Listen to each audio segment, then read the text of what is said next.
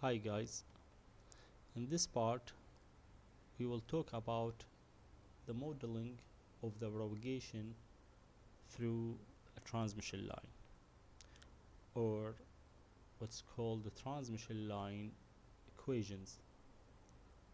Definitely here we are talking about the transmission line of two conductor, or what's called TEM transmission line. Sorry. Okay. In this type, in TM transmission line, where there are two conductor, the electric field between the two conductor will create potential across this conductor V, and according to that there will be a current I pass through this conductor. Okay, here of course the propagation in the other categories, the high order transmission lines, the scenario will be absolutely different, and we will talk about that later. So let's focus on the TEM transmission line, or two conductor transmission line, where the electric field and the magnetic field will create potential V and current I pass through this two conductor. And according to that, the transmission line will be look like series or consequence of RLC circuit, where the current which will pass through this two conductor will attenuated by resistance or a resistance. Okay, and this two lines will affect on the magnetic field like inductors. Okay, and they will be look like two plate or two parallel plate. Okay, like a capacitor for the electric fields or lines between these two conductor, and also the dielectric material between these two lines. Okay, will affect by a certain conductance attenuated the energy or the propagation by a certain conductance, sorry here, okay, which could be symbolized as a G. Okay, so if we need to find or to model the propagation of the electromagnetic field through this transmission line, the two conductor transmission line, we will follow this propagation or represent this propagation by using V and I, by using current and voltage, and it's more simple than E and H, electric field and magnetic field. And that's because here we have two conductors, so the electric field will create potential, and this potential will produce current pass through this conductor. So if we need to find the propagation or to model the propagation through the transmission line, we could find the current at any position, okay, on such transmission line, and the potential across these two lines at any point or on any point along this transmission line. And to do that, we could use very simple electric circuit analysis laws like Kirchhoff voltage law or Kirchhoff current law, and voltage divider also, maybe, to find the current or to find the potential V. Okay, so by using basic laws of electric circuit analysis like Kirchhoff voltage law or Kirchhoff current law, we could find the current or at any point on this transmission line, or the voltage on any point across this transmission line. So definitely here we need to divide all the term or the element here in this circuit, we need to divide it by delta z. Okay, delta z represents the length of the segment of transmission line. Okay, so we need to suppress this parameter, so we need to dividing all terms by delta z, and of course here delta z is very short. Okay, so it's close to 0. So by doing that and by using the basic laws, as we said, like Kirchhoff voltage laws or Kirchhoff voltage current law, sorry, we could get two equation, okay, or it's one equation. It's called Telegraph's equation, or sometimes we call transmission line equation. It could be written as a the change of the voltage by the space, okay, in terms of current, or the change of the current with the space or with respect to the space in terms of the voltage and the parameters of the transmission line. Okay, so by substituting or by using this equation with each other, we could find the final transmission line equation, which is second order differential equation. It could be written by voltage, okay, in terms of the voltage V, or it could be written by the current, okay, in terms of I. Definitely here V and I in phasor form, because we are talking about quantities with harmonic frequency, okay, harmonic varying with time. So we can write these equations in phasor. Okay, so this is the final form of the transmission line equation, okay, which is produced by analyze the circuit or any segment on the transmission line where its length is delta z, okay, and in this segment the attenuation of transmission line is represented by R. The reactance effects of the transmission line is represented by L and C, and also the attenuation by the dielectric material in this transmission line is represented by G. So by analyze this circuit, we could find the transmission line equation, which is which could be written by voltage or by current. And as we said, this equation, okay, it's look like the propagation equation of the electromagnetic wave in unbounded space. The difference between them in the previous one, in the propagation equation, electromagnetic propagation equation in unbounded space, okay, the difference in case of electromagnetic propagation in unbounded structure, the wave equation is written in terms of electric field or magnetic field. In a transmission line structure, the wave equation is written by or in terms of voltage or current, okay, and in previous one and in this there will be this term which is called the propagation constant.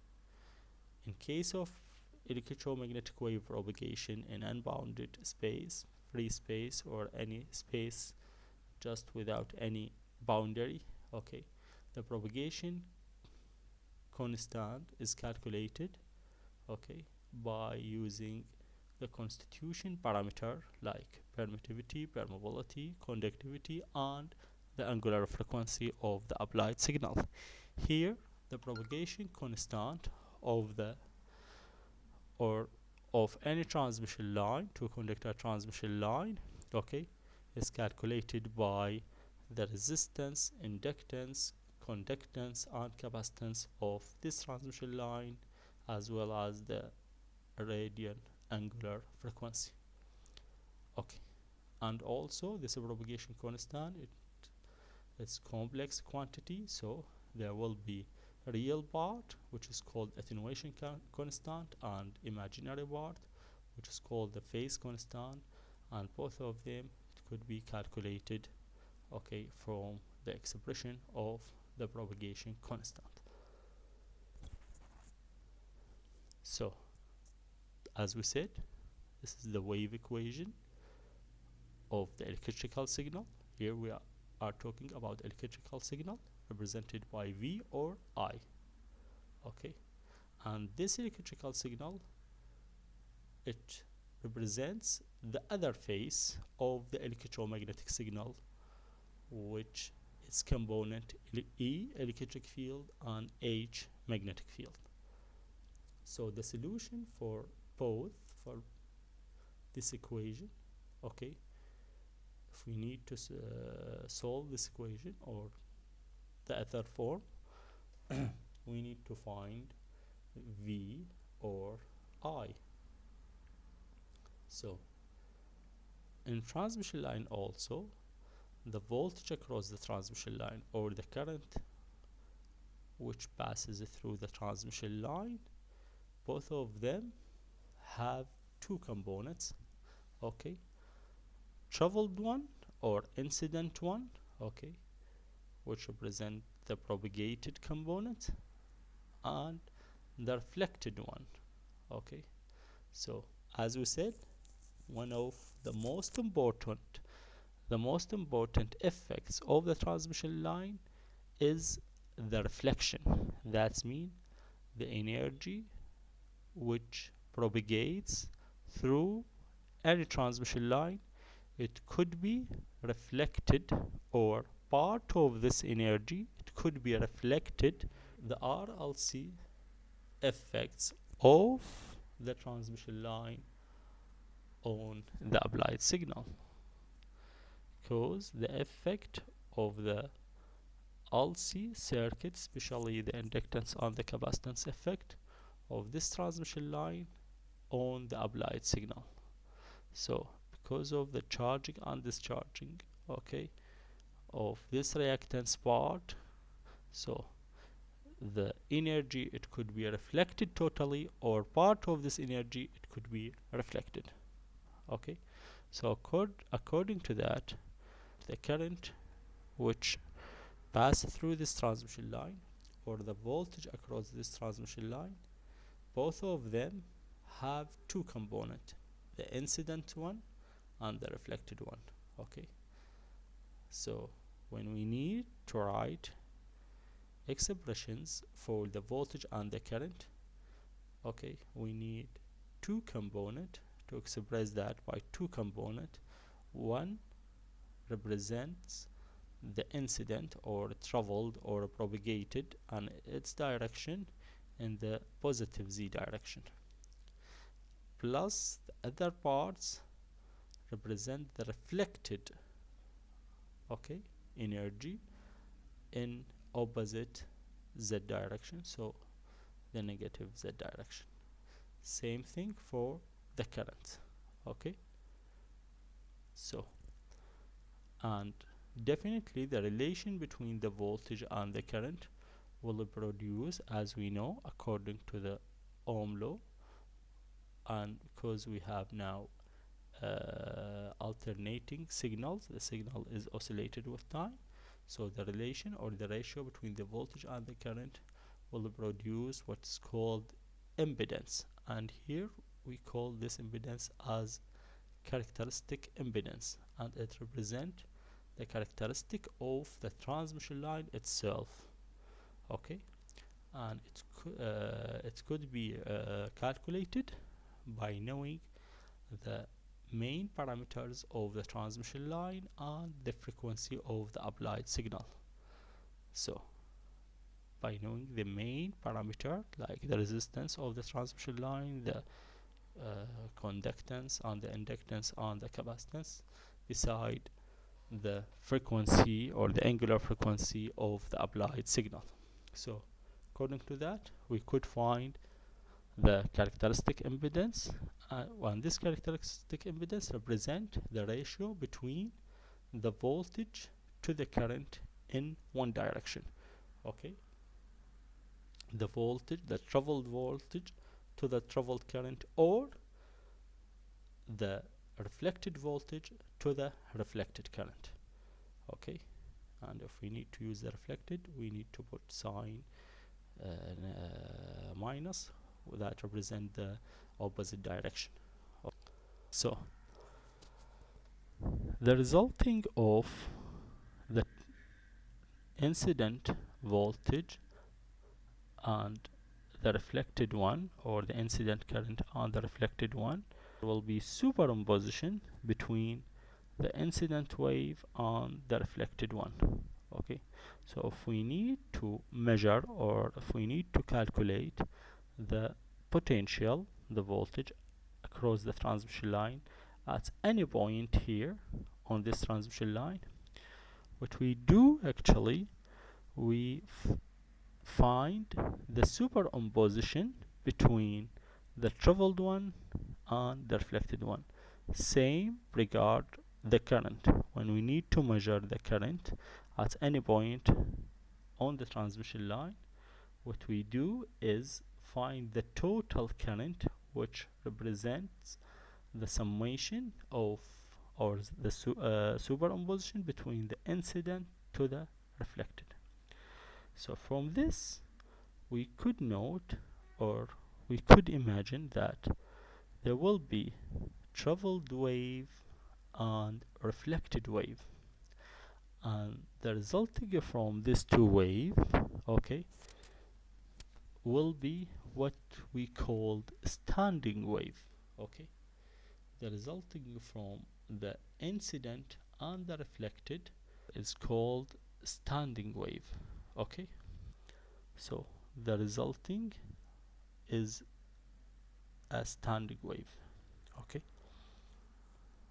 definitely the produce or the existing of standing wave on a transmission line is very bad issue. Okay, we need to transfer energy, to transfer power, to transfer data from source to the load. Okay, so if some of this energy is reflected and keep in this area or along the transmission line, oscillated along the transmission line, and producing standing wave, that means the energy will be confined here. Okay, that means the data or the energy will not be delivered, or will not be dropped totally to the load. So for example, if we need to send information from a transmitter, a certain transmitter, if we need to send this information by wireless link, so, and here we have a transmitter connected by a certain transmission line to the antenna, and this antenna will convert this data, the electric signal, which represent the information or the data.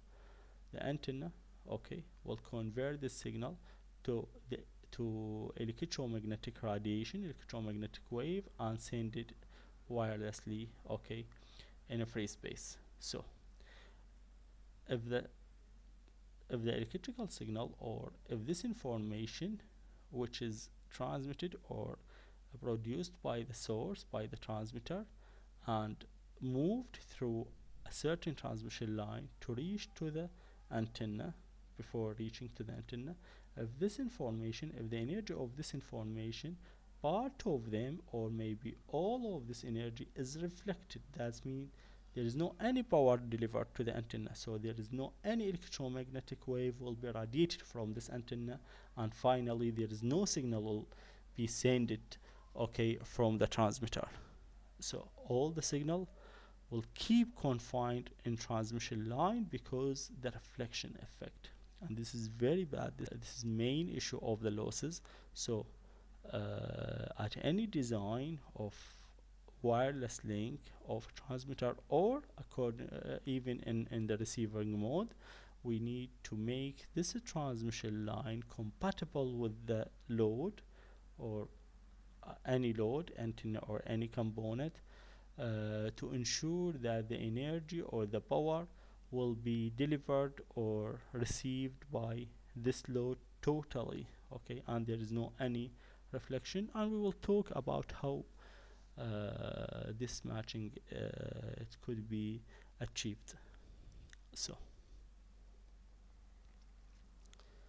if we assume the transmission line, this two conductor transmission line is lossless, that means the resistance of the conductor, the attenuation on the conductor, we have perfect conductor, so the resistance approximately is equal to 0, and also we have perfect dielectric between the two lines, so the conductance is approximately 0, and we call this type of transmission line as a lossless transmission line. So in case of lossless transmission line, R the resistance and the G the conductance is approximately 0. So if we apply this assumption on the expression to calculate the propagation constant or beta or alpha or even the characteristic impedance, we will get the following. So in case of, definitely here there is no resistance and no conductance, so there is no attenuation constant, alpha is equal to 0. In case of beta, the phase constant, it will equal omega multiplied under square root L and C. So it's same what we did in case of propagation in unbounded, okay, structure. Beta is equal omega multiplied by square root permeability times permittivity. But here we have electrical signal, we have structured, okay, represented by two conductor. So instead of permeability and permittivity, we have inductance and capacitance. Same for intrinsic impedance. If we have space or transmission line, sorry, lossless, so R is equal 0, conductance G is equal to 0, and what the remain is J omega multiplied by L, J omega multiplied by C. So this could be suppressed, and finally we have Z naught equal under square root L over C. Okay, definitely here we have in all this parameter L dash, C dash, R dash. This is because we have quantity per unit length. So R dash ohm per meter, L dash Henry per meter, C dash Farad per meter, and G dash Siemens per meter. So as we said, now Z naught, the intrinsic impedance, represent the square root of the ratio between L and C. If we calculate the ratio of beta to Z naught, okay, we will get this ratio beta to Z naught is equal to the omega multiplied by C, or we could calculate the capacitance by knowing the beta and Z naught, okay, and go on. So we could use this relation, okay, the relation of the beta and the relation of the Z naught to calculate the main parameters. If we know beta, for example, and Z naught, we could calculate the main parameters L and C, and if we know L and C, we could calculate Z naught or beta and go on. Here we have an example of transmission line which is called air line. That means the dielectric material between the two lines is air, and the conductance of the air is equal to 0, and also the conductivity of this dielectric or insulator is equal to 0. Okay, I mean the conductivity of the material between the line. But the transmission line itself is made by perfect conductor, so they have very high conductivity where its resistance is equal to 0. We know the relation between the resistance and the conductance is inversely. This relation is proportional inversely. So if we have high conductivity, that means we have very low resistance. So the resistance of the conductor is equal to 0. So according to that, if we need to calculate the characteristic impedance of this transmission line, we need to know the inductance and the capacitance of this transmission line. So let's see what we have. Now we know the air line, its conductance is equal to 0, okay, and its resistance is equal to 0. And the characteristic impedance for this transmission line, okay, we have the characteristic impedance is 50 ohm, and the phase constant, that's mean beta, is 20 rad per meter, where of the applied electric signal, its a frequency 700 megahertz. So we need to find L and C. Okay, now here we have beta, the phase constant, and we have Z naught, and also we have the applied frequency. So we need to know the C and L. So we could use this relation, this ratio between beta and Z naught. Both of them are given to us, and also we know the angular frequency to find C. Okay, and if we find C, we could use the beta relations or the Z naught relation to find L. Okay, so it's too easy to do that, and I think it's already solved here.